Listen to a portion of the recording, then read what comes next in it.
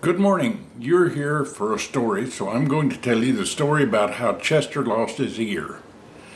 I grew up in a one-horse town. Not only one horse, but one traffic light, one drugstore, one restaurant, one service station, and one town drunk. Of course, a few other people tried to get the title of town drunk, but Chester won out. About the only two things he was good at was drinking and playing pool.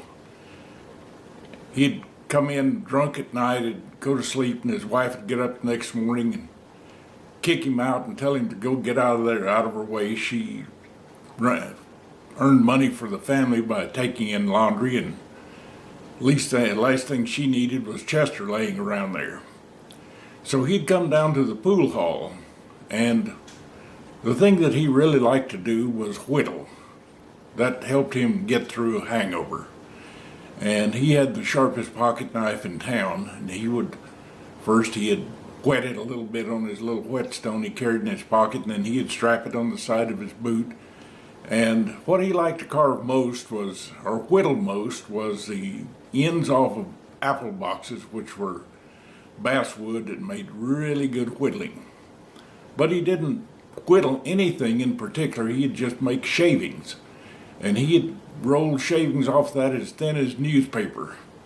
And after he finally got done, he'd have a pile of little wood curls all around him. Well, one morning he was sitting there with an especially bad hangover, making his paper curls and whittling on that piece of wood, and a bee started flying around his head, and he started swatting at the bee with his pocket knife in his hand, and the next thing he knew, the top of his ear was laying in his lap, and he was bloody all over that side. He'd cut the top off his ear with his pocket knife. Well, some of the people around there, they took him down to the drugstore, and the druggist looked at it and said, "Well, nothing I can do about it."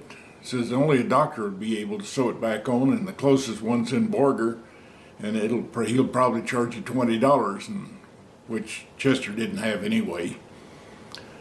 But so the druggist put something on there to stop the bleeding and put some bandage over it, and came a question of what he could do to keep that ear so when he did get $20, he could have it sewn back on. So the druggist put it in a pint fruit jar and poured about an inch of medicinal alcohol in there on top of it and screwed the lid on it and gave it to Chester. Well, he took it up to the pool hall and set it up on the shelf, and everybody that came along, he'd show him his ear that he was saving to get sewn back on.